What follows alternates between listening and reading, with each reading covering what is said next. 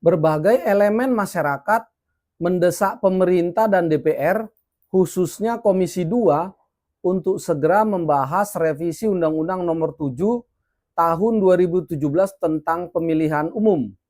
Revisi Undang-Undang Pemilu dipandang perlu segera dibahas dengan alasan agar pembahasannya mendalam, tidak terburu-buru, dan ada waktu untuk melakukan persiapan dan simulasi. Juga agar proses dan substansinya berkualitas dan konstitusional, tidak berdasarkan kepentingan politik semata. Ada 4 isu besar yang diusulkan oleh berbagai elemen masyarakat untuk dimasukkan dalam revisi Undang-Undang Pemilu. Keempat isu besar tersebut yaitu, pertama, isu tentang sistem pemilu. Yang kedua, isu tentang penyelenggara pemilu, yaitu KPU, Bawaslu, DKPP, mulai dari tingkat yang paling tinggi sampai kepada tingkat yang paling bawah, tentang tugas, kewenangan, dan kewajiban dari masing-masing lembaga penyelenggara pemilu ini banyak mendapatkan sorotan masyarakat. Juga termasuk dalam penyelenggara pemilu ini adalah tentang netralitas pemerintah, yaitu netralitas presiden, wakil presiden, netralitas PJ gubernur, netralitas ASN, netralitas kepala desa, dan netralitas TNI Polri. Yang ketiga, isu tentang peserta pemilu, yaitu partai politik. Dan yang keempat, isu tentang partisipasi masyarakat dalam pemilu.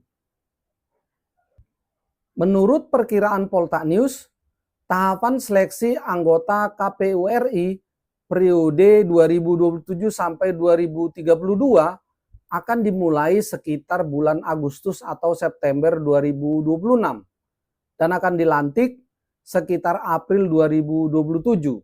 Sementara itu, revisi Undang-Undang Pemilu harus sudah selesai sebelum KPU RI terbentuk. Jadi, dari segi waktu, memang hendaknya proses pembahasan revisi Undang-Undang Pemilu ini sudah mendesak untuk mulai dilakukan. Kemudian, dalam melakukan revisi Undang-Undang Pemilu, Poltnews berharap agar pemerintah dan DPR juga mendengar dan menyerap masukan dari berbagai pihak, baik dari partai politik, peserta pemilu, pemilih, penyelenggara pemilu, para akademisi, dan berbagai elemen masyarakat. Undang-Undang Nomor 7 Tahun 2017 tentang pemilihan umum merupakan salah satu undang-undang yang paling banyak diuji di Mahkamah Konstitusi selama Mahkamah Konstitusi berdiri. Sudah 159 kali diuji dan beberapa gugatan terkait undang-undang ini masih mengantri. Demikian juga Undang-Undang Pemilihan Kepala Daerah, Undang-Undang Pilkada, sudah 82 kali diuji di Mahkamah Konstitusi. Dengan banyaknya pengujian kedua undang-undang ini di Mahkamah Konstitusi, maka isinya sudah banyak yang direkonstruksi pemaknaannya oleh Mahkamah Konstitusi. Keputusan Mahkamah Konstitusi ada yang membatalkan aturan dalam Undang-Undang Pemilu, ada juga perintah untuk mengatur ulang. Artinya, Undang-Undang Nomor 7 Tahun 2017 tentang pemilu ini sudah sangat mendesak untuk segera direvisi. Revisi Undang-Undang tentang Pemilu dan Undang-Undang tentang Pemilihan Gubernur, Bupati, dan Wali Kota atau Undang-Undang Pilkada memang masuk dalam prolegnas tahun 2025.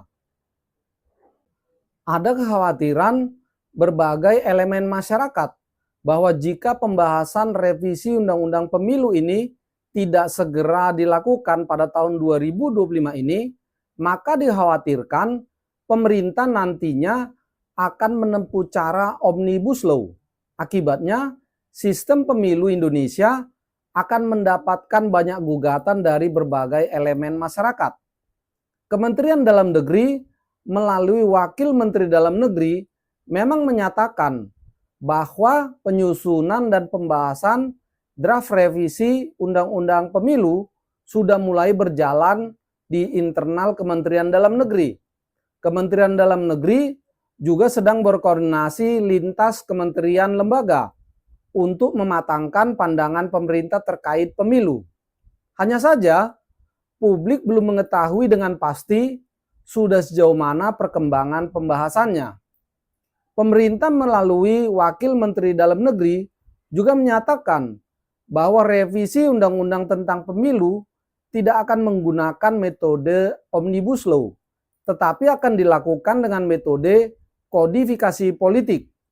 Hal itu sudah diatur lewat Undang-Undang Nomor 59 Tahun 2024 tentang Rencana Pembangunan Jangka Panjang Nasional (RPJPN) tahun 2025 sampai 2045 yang mengamanatkan kodifikasi Undang-Undang Pemilu dan Undang-Undang Pilkada. Metode kodifikasi ini akan membuat proses revisi Undang-Undang Pemilu dan Undang-Undang Pilkada memakan waktu cukup lama. Namun, metode kodifikasi ini juga akan memberikan kematangan aturan untuk pemilu yang akan datang.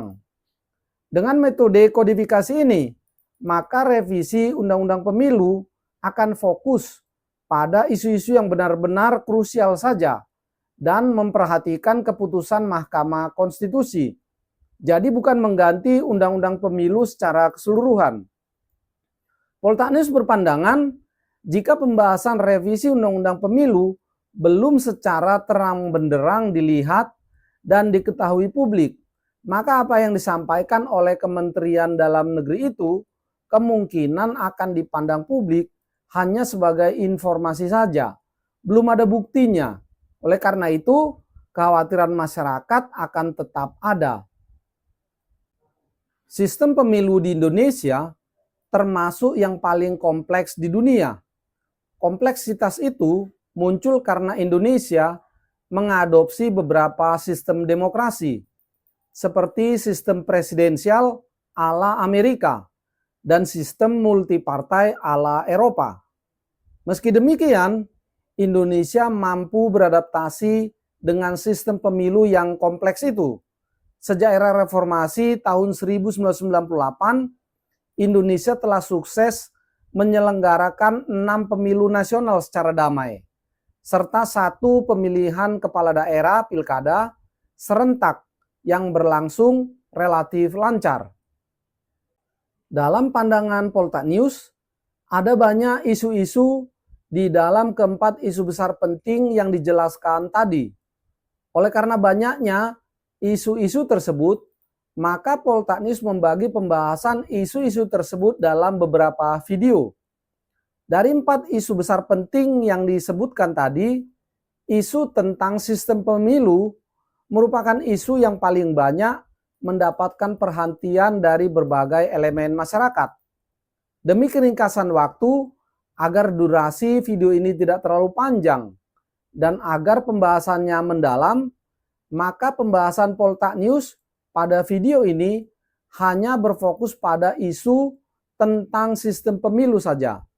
Untuk 3 isu lainnya, yaitu isu tentang penyelenggara pemilu, isu tentang peserta pemilu, dan isu tentang partisipasi masyarakat dalam pemilu akan dibahas pada video Poltak News berikutnya. Isu tentang sistem pemilu terbagi atas 2 isu, yaitu pertama tentang sistem pemilunya, dan kedua tentang pendanaan dan keuangan pemilunya. Mengenai sistem pemilu, setidaknya ada 11 isu penting yang diusulkan berbagai elemen masyarakat untuk dimasukkan dalam pembahasan revisi Undang-Undang Pemilu, yaitu pertama, isu tentang syarat calon, calon presiden, wakil presiden, gubernur, wakil gubernur, bupati, wakil bupati, dan wali kota, wakil wali kota. Mahkamah Konstitusi pada Kamis 2 Januari 2024 lalu melalui putusan MK nomor 62 tahun 2024 memutuskan menghapus ketentuan ambang batas minimal partai harus memiliki 20% jumlah kursi DPR untuk bisa mengusulkan pasangan calon presiden dan wakil presiden atau presidensial threshold, dan juga untuk mengusung pasangan calon kepala daerah pada pasal 222 Undang-Undang Nomor 7 Tahun 2017 tentang pemilihan umum. Dengan adanya putusan Mahkamah Konstitusi ini, semua partai politik peserta pemilu berhak mengusulkan pasangan calon presiden wakil presidennya dan calon kepala daerahnya sendiri.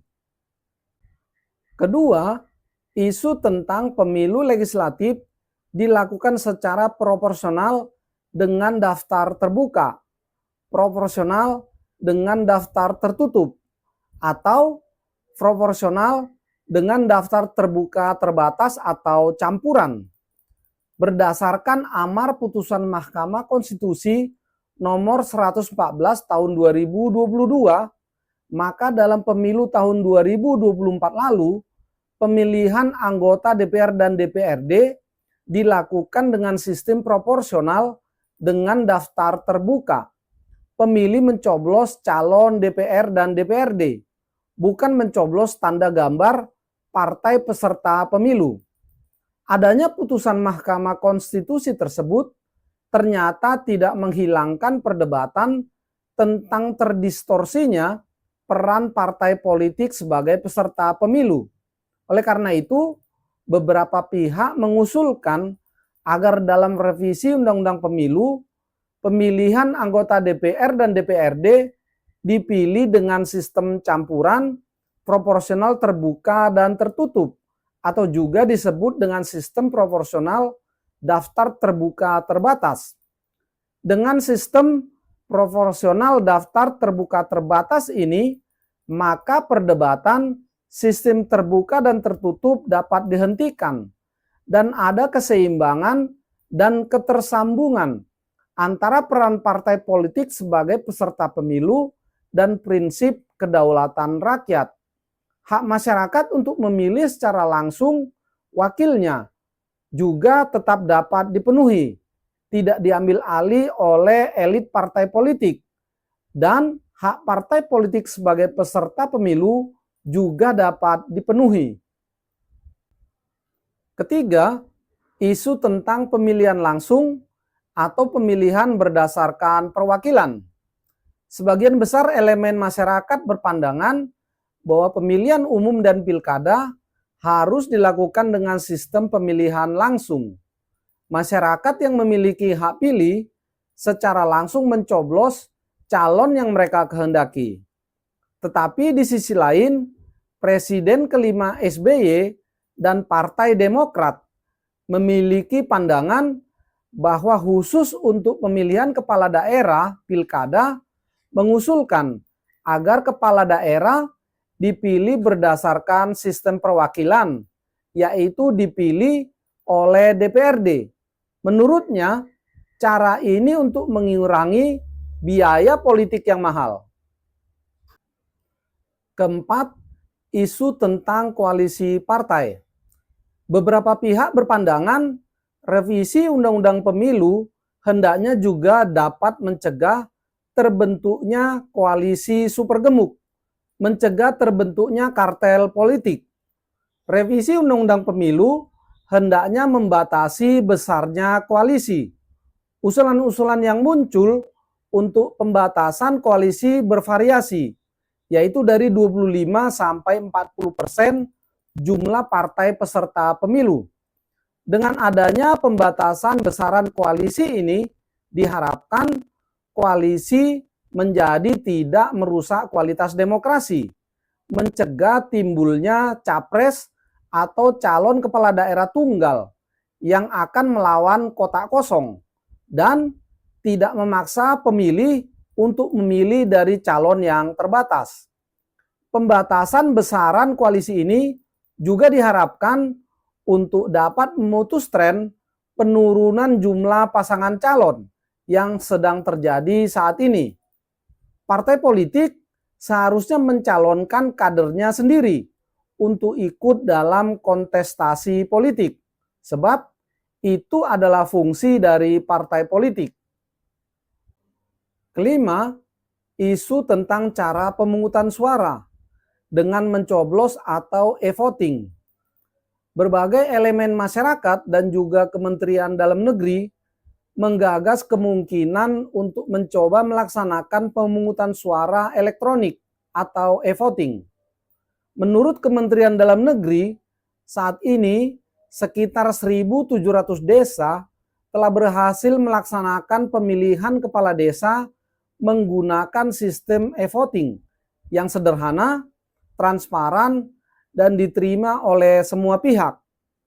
Sistem ini dipandang membuat pertarungan menjadi adil, biaya politik berkurang, dan politik uang juga berkurang. Kandidat merasa tidak ada intervensi. Dengan demikian, pilkada dapat menjadi batu loncatan melakukan e-voting nasional. Keenam, isu tentang ada jeda pemilu dengan pilkada selama 2 tahun. Beberapa pihak berpandangan perlu ada jeda 2 tahun antara pemilu nasional dengan pemilu lokal atau pilkada serentak. Ini supaya tidak ada aksi borong kekuasaan. Ini juga agar tidak terlalu membebani penyelenggara pemilu dan ada waktu untuk melakukan evaluasi. Partai juga jadi punya waktu untuk membangun komunikasi politik di daerah. Ketujuh, isu tentang politisasi pengadilan. Beberapa elemen masyarakat berpandangan agar revisi Undang-Undang Pemilu dapat mencegah terjadinya politisasi pengadilan, agar kelompok-kelompok tertentu tidak menggunakan pengadilan sebagai alat untuk memenangkan kontestasi. Kelapan, isu tentang sistem pemilu serentak atau tidak serentak. Sistem pemilu serentak menyebabkan pemilih harus mencoblos banyak pilihan pada surat suara. Oleh karena itu, perlu waktu yang lebih panjang untuk melakukan sosialisasi dan distribusi. Kesembilan, isu tentang panjangnya tahapan pemilu. Beberapa pihak berpandangan bahwa tahapan pemilu saat ini terlalu panjang, sehingga membutuhkan pembiayaan yang besar dan terjadinya kelelahan masyarakat, terutama jika tensi politiknya tinggi. Oleh karena itu, beberapa pihak berpandangan agar dilakukan penyederhanaan atau pengurangan tahapan pemilu. Kesepuluh, revisi Undang-Undang Pemilu diharapkan menguatkan nilai-nilai Pancasila dan Undang-Undang Dasar 45, menguatkan prinsip demokrasi, prinsip negara hukum, prinsip presidensial, prinsip negara kesatuan, dan prinsip kebinekaan Indonesia. Dan yang ke-11, revisi Undang-Undang Pemilu hendaknya juga dapat mendukung pencapaian target menuju Indonesia Emas 2045. Itu adalah 11 poin isu yang termasuk dalam sistem pemilu. Mengenai sistem pendanaan dan keuangan pemilu, sedikitnya ada 4 isu penting yang diusulkan untuk dimasukkan dalam revisi Undang-Undang Pemilu, yaitu pertama, tentang pendanaan pemilu.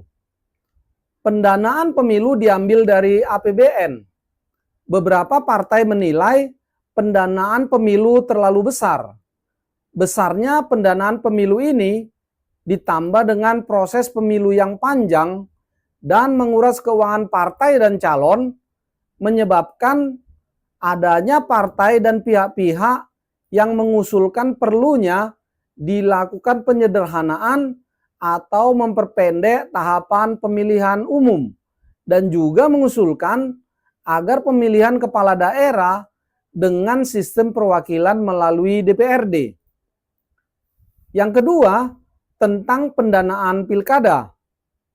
Pada pemilu 2024, pendanaan pilkada dibiayai dari APBD dengan didukung oleh APBN. Walaupun sistem pendanaan ini sudah diputuskan oleh Mahkamah Konstitusi, tetapi pihak KPU provinsi tetap merasakan bahwa pendanaan pilkada dari APBD menyebabkan KPU provinsi dan KPU kabupaten kota menjadi terpecah konsentrasinya dan kerepotan. Karena di satu sisi sibuk mempersiapkan pelaksanaan pilkada, tetapi di sisi lain harus memikirkan dan melobi kepala daerah tentang pendanaan pilkada. Selain itu, juga ada daerah yang APBD-nya besar dan ada juga daerah yang APBD-nya kecil. Hal ini mempengaruhi pendanaan pilkada dan pelaksanaan tugas KPU. Oleh karena itu, KPU provinsi dan KPU kabupaten kota pada umumnya mengusulkan agar pendanaan pilkada seluruhnya berasal dari APBN, sama seperti pendanaan pemilu. Dengan demikian, KPU provinsi dan KPU kabupaten kota bisa fokus dalam melaksanakan pilkada. Yang ketiga, tentang dana kampanye. Beberapa elemen masyarakat menyoroti tentang perlunya peningkatan pengawasan terhadap dana kampanye. Perlunya perbaikan dan penguatan tentang pelaporan dana kampanye, agar pelaporan dilakukan secara berkala dan teratur. Jadi tidak dilaporkan sekaligus di akhir tahapan.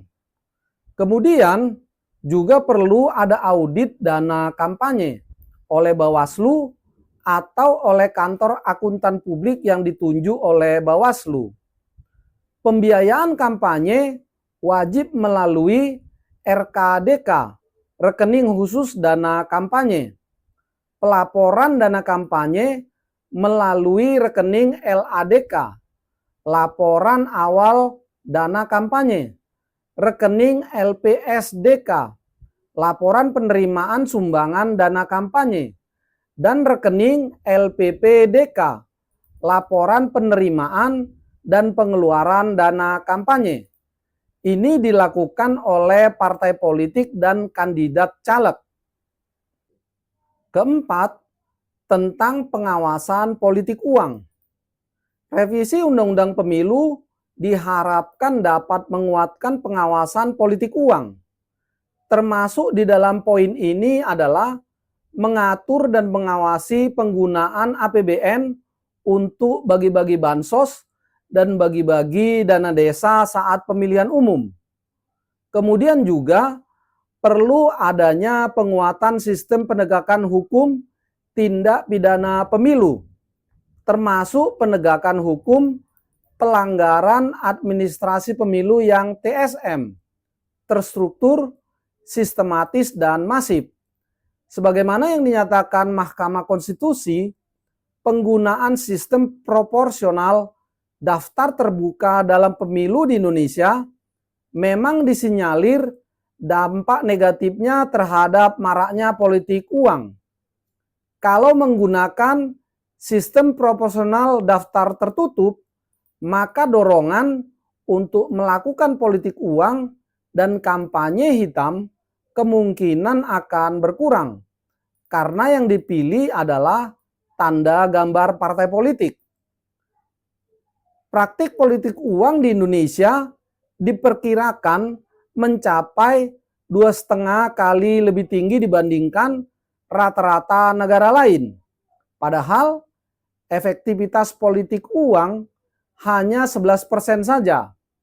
Artinya, sebagian besar pemilih sebenarnya masih menentukan pilihan bukan karena uang.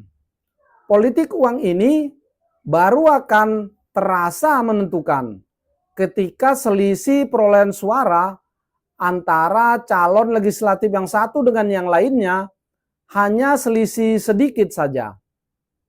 Itu adalah 4 poin isu penting yang termasuk dalam sistem pendanaan dan keuangan pemilu.